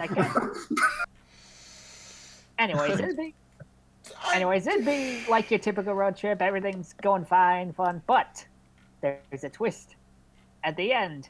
For very vague reasons I can't even think off the top of my head, me and Will are handcuffed to a bull that has a sombrero. Solar is about to be eaten by wood nymphs, And for some reason, Harmony is Empress of the Wolverines. That sounds like an Australian bootleg of a Empress Ferdinand. of the Wolverine. Fan art. Okay. Righty then. No, if you want to be actually accurate, she wouldn't be Queen of the Wolverines. She'd be Queen of the Tasmanian Devils. Also, if you wanted to be accurate, you would have me rodeoing that fucking bull. Can I be Queen of the Dingoes? You can be Queen of the Dingoes. Yay! Okay. Let's just say it ended up being one of those things where you really had to be there. And I mean, really, really had to be there. Master Code, who's your road trip buddies? Oh, sure, that's easy. I would take Silver Crow because first I would build a little saddle, and then, since he can fly, I could just ride on top of him, and he would take me to everywhere I want. And if we're ever in a crash, we're on a deserted island with a smoke monster and an airplane and whatnot, and there's like mysterious hatch with mysterious numbers on it, and we're lost there for many days, if all I have to do is build a rotisserie and I have dinner for the night. Dude, you're gonna have to buy me a drink first. I just want to point out that if the two of you are crashed on an island, I demand that a ball from Wilson Manufacturing shows up. Wilson! Okay, fine. I'll bring the barbecue sauce. Deal? That was the worst kind of intent on trying to go out with a date with someone. So, Moon Knight, if you had to pick somebody here, who you picking and what happens on your road trip? I would either pick. It's kind of a tough decision, but I think either Master Code or Silver Quill. What would happen on it? I mean, with Silver Quill, it's kind of obvious with the barbecue sauce, so there's no point in saying it. Master Code, I mean, I don't know. I really don't know what will happen with him, because maybe just get to know them more or something like that. All right, Silver Quill, who are you taking on your road trip? Oh, well, that's a no-brainer. I take my soundboard. I mean, it is part of the podcast. Honestly, it technically has more character than most of us, so. It's super speedy. And is a very good conversationalist. So there you go. What did she say about my mother? That she's a very nice lady. Oh, said that she's the.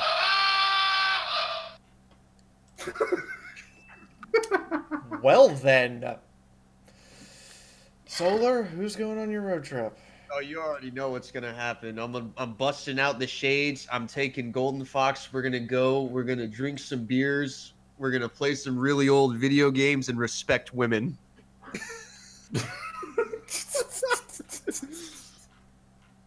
Who else but I Solar? got no comment. I got nothing to say. All right, Brony Critic, who's going on your road trip? Well, it's nice to know that I'm in everyone else's thoughts.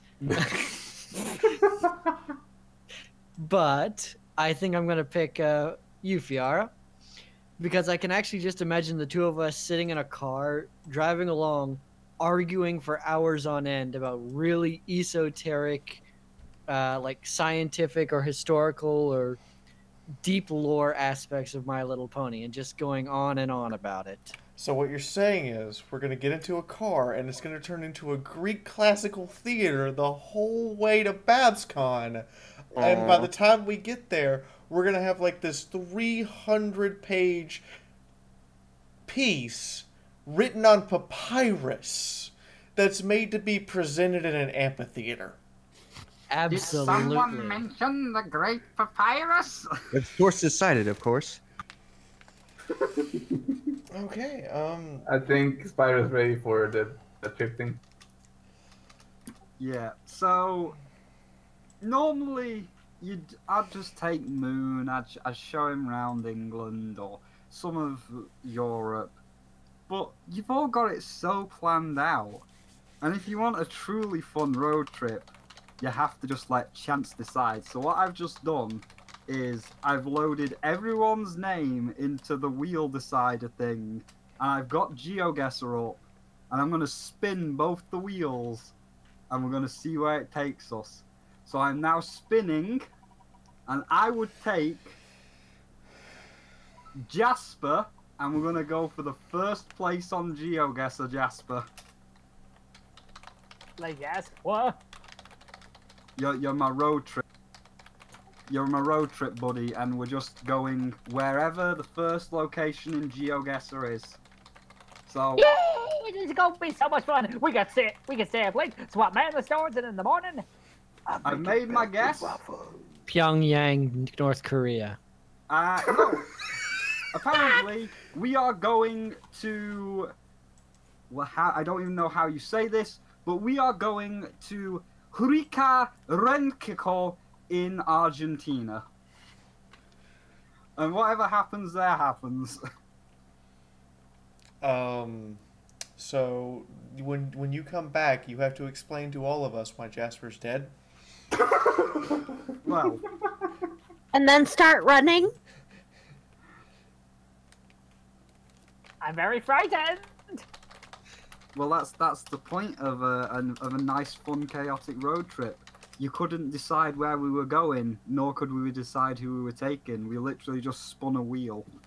So our next question, if no one else has a road trip, okay, is by Kamika Dubber. Does anyone else think it's weird that this is the fourth fight between two friends we've had this season? That seems Not to be a really, recurring but thing this year. We have In before My Little Pony Battle Royale. we've had Sweetie and Scoots, Rarity and RD and AJ, and now Starlight and Trixie. And next week we're gonna have Scootaloo and RD. Oh, goody. Well, it's kind of.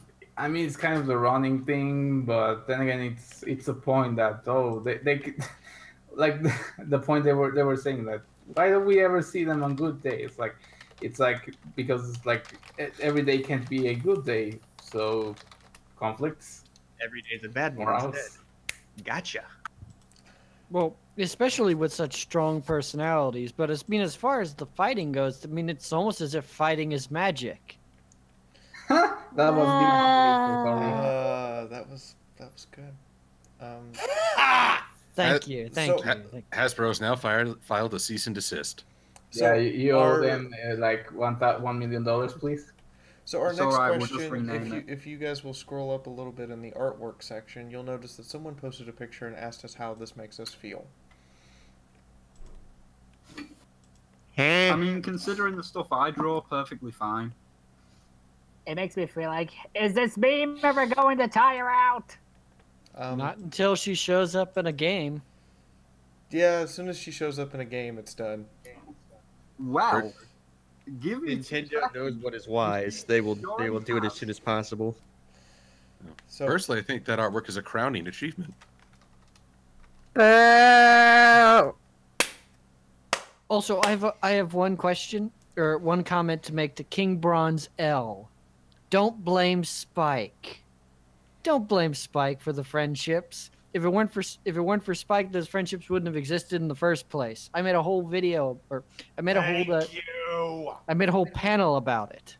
So why? Spike is the real MVP. Honestly. Our next question is from Organized Chaos. I don't know much about. Sorry.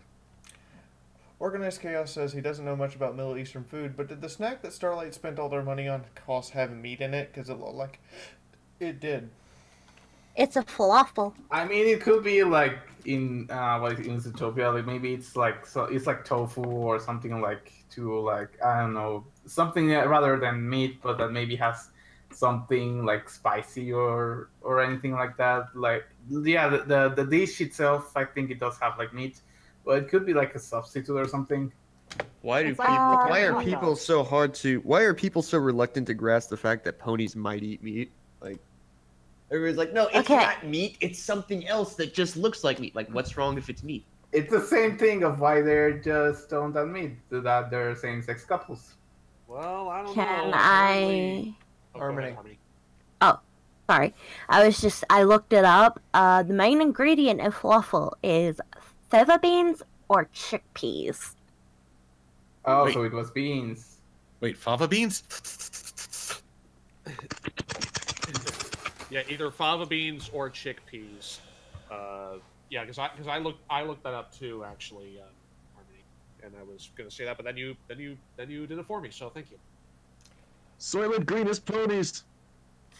But The more you actually, know. going back to the thing about horses not eating meat, surprisingly, Firebrand actually showed me one or two videos where I think like a horse actually did try to eat a live chicken. He showed Okay, me a then. thing where he showed me a thing where a cow tried to eat a chicken, and I thought, hey, never wonder why Cow and Chicken was canceled. All right, so we're slowly coming up on our 2-hour mark here. So time for the lightning round. Has Starlight changed since the Cutie Mark roadmap? Question by Cabarano 9. Yes. No. Yes. Absolutely. Hardly. Yes. It's 50-50. Okay, so I want one person to light up for arguing she has changed, and one person to light up for not. So Moon Knight is arguing she has. Who's arguing she hasn't? Me. Okay, so Harmony, how has she not changed? Because I feel like she hasn't learned anything. She's every time something's happened, she's gone and like take matter of principles. She literally tried to kill Discord. There's no try to that. I'm pretty sure that was Discord's She ghost. killed, and then Discord went back to the the realm. So Moon Knight.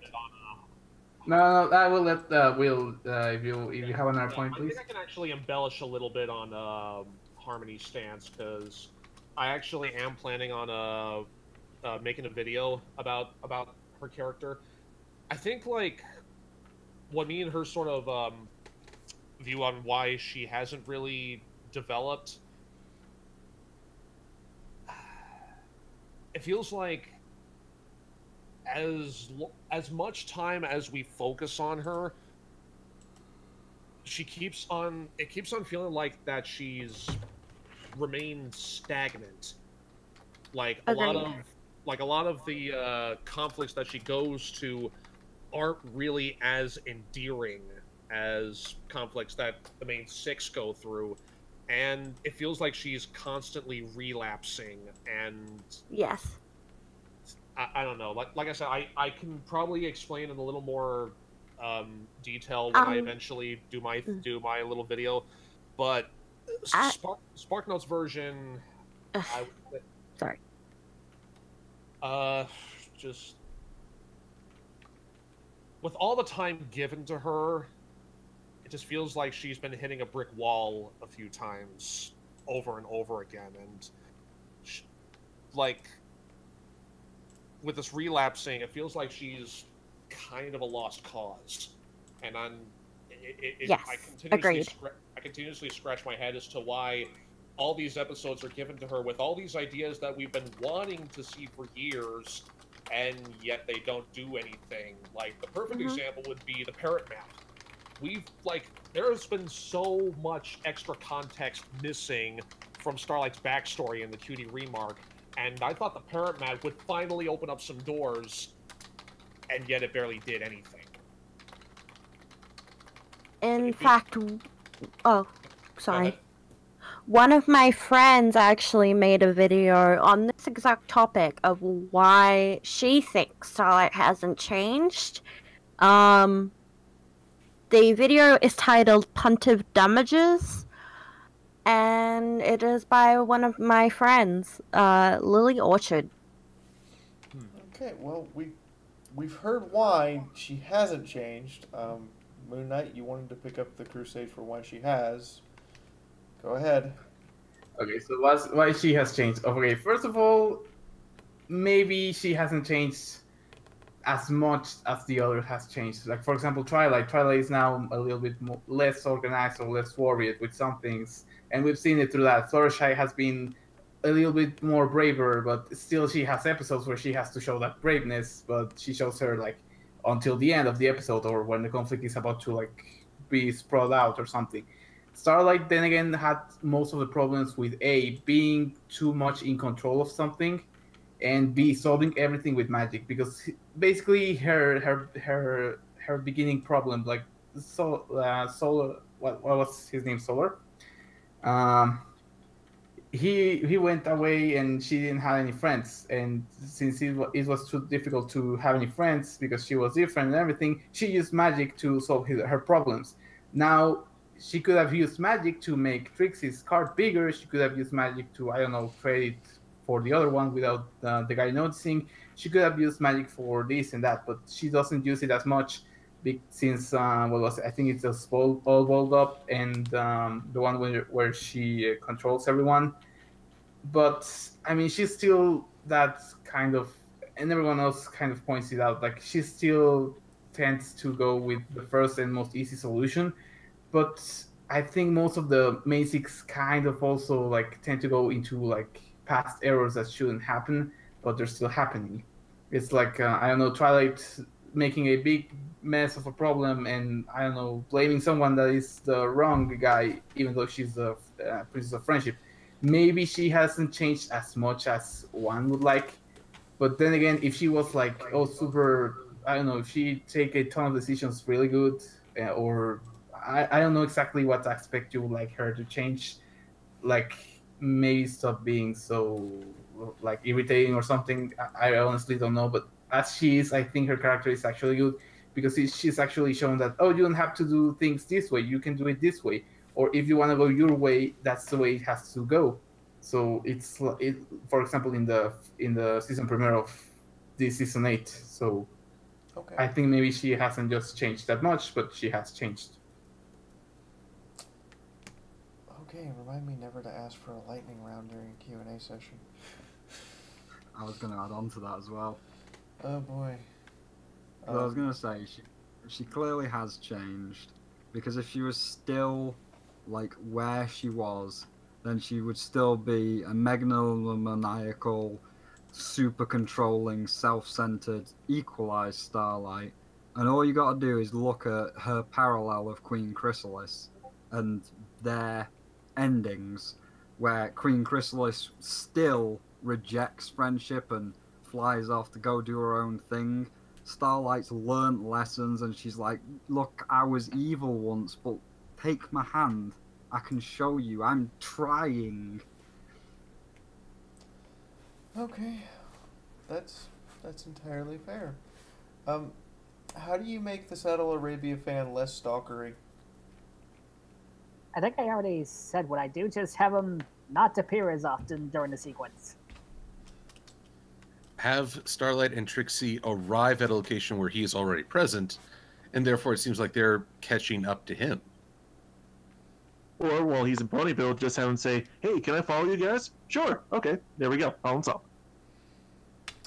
Yeah, honestly, would clear a lot of things up. Yeah, honestly, that's as simple as it has to be. Is just explain, hey, you know, we're heading to the same location. Mind if you get a road trip, buddy? Why wasn't he the road trip buddy? Because he was already on Saudi Arabia by the time That would have they been an decided. interesting episode. You know what? Yeah, you're right. We would have learned about Saudi Arabia, and we would have learned about how Trixie deals with new people. But then we couldn't have had the song. And how We would it work could have so had the song. if they each have like their own personal space and their own place to sleep and everything? How will it actually work? Personal space in that wagon, good luck.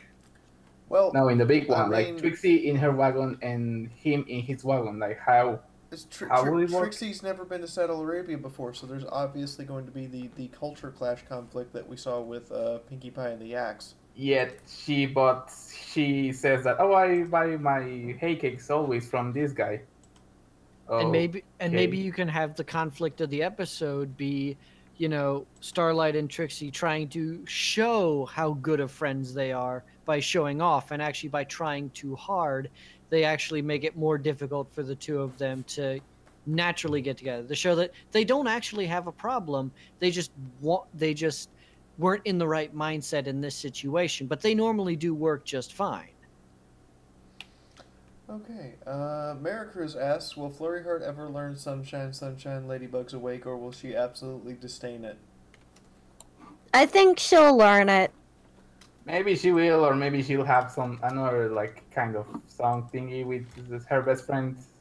Well, at some point, I think she would probably have to learn it. I mean, one half of that cheer is her mother, who she's practically around 24/7. So it's possible in the future that she can learn it. I mean, would you rather have her with the stallions and the training and dangerous stuff? Maybe she can make her own cheer with bears. Okay, we answered those from Hitomi earlier. Bookworm, for Passion of Celestia, wouldn't Luna be the one who was banished? So wouldn't it be the Passion of Luna? Which version are you talking about? The religious one or the saucy one? I don't know. Oh, hold on, I have actually found something for this. Ooh, I'm all at Twitter. Literally, he's on Twitter right now, ready to press the button. Press the button. Pull the lever. So I was looking up the Passion of the Christ for, like, the cover because you wanted to see it. Oh, that's the first mistake. Yeah, but the movie and book cover is literally just a face with the crown, and I had to do some digging, but I found this. Oh no. Tell me it's a Tony version or something. It's something that I could turn into it. Oh. That's not awful.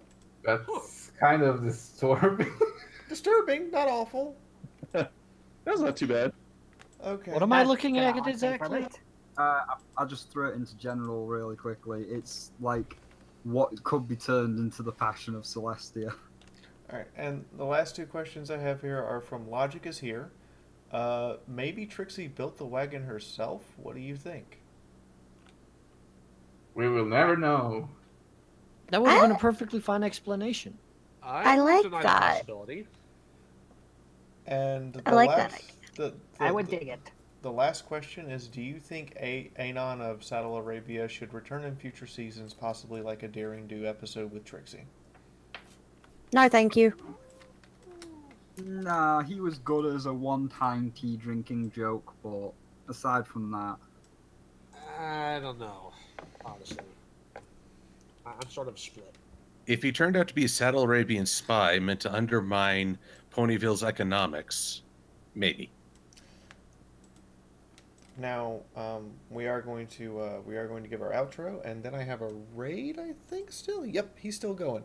So, for those who don't know what a raid is where we take our audience and we go drop in somebody else's stream and make them feel special.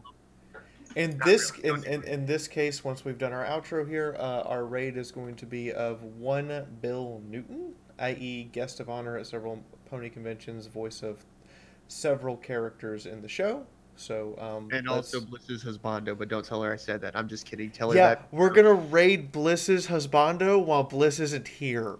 Exactly. oh, lovely. Also, just before we do our outros, I've just been given something.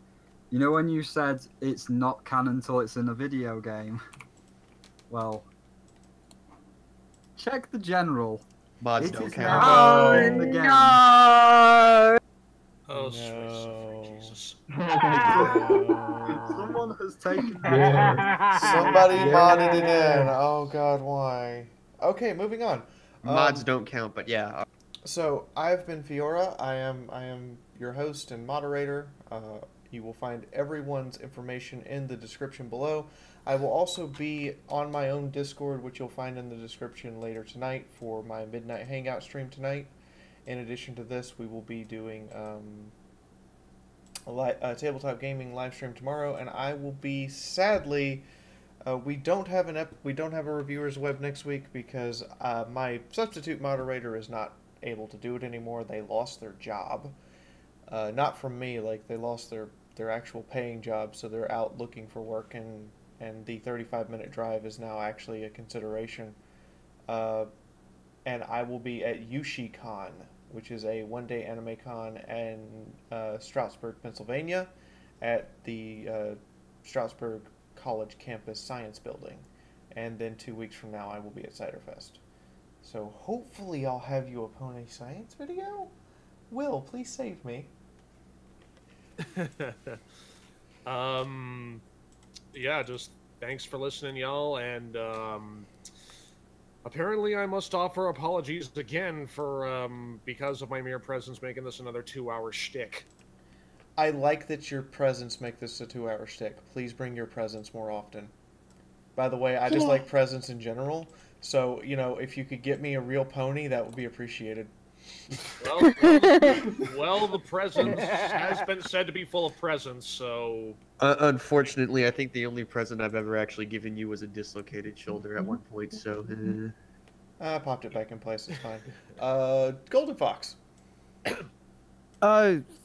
You can find me on my main channel, my stream channel, and my Twitch channel, where at least once a week I do a Let's Play stream of old games and stuff. I've got nothing else. Okay, Harmony. Okay. I have been Harmony Dancer. You can find me on all my social medias, which are in the link and in the description box below. And join me next week on my YouTube channel for the next part of my Browse the Movie PS2 Let's Play. Bye! I always forget if it's me or Insane. It will be Insane. It's Spyro. I've been Spyro, and I am going to be on my YouTube, mostly in the description below, where I've got a couple of reviews coming.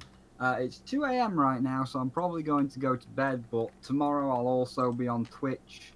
Probably going to stream some Hat in Time Death Wish, because that's fun.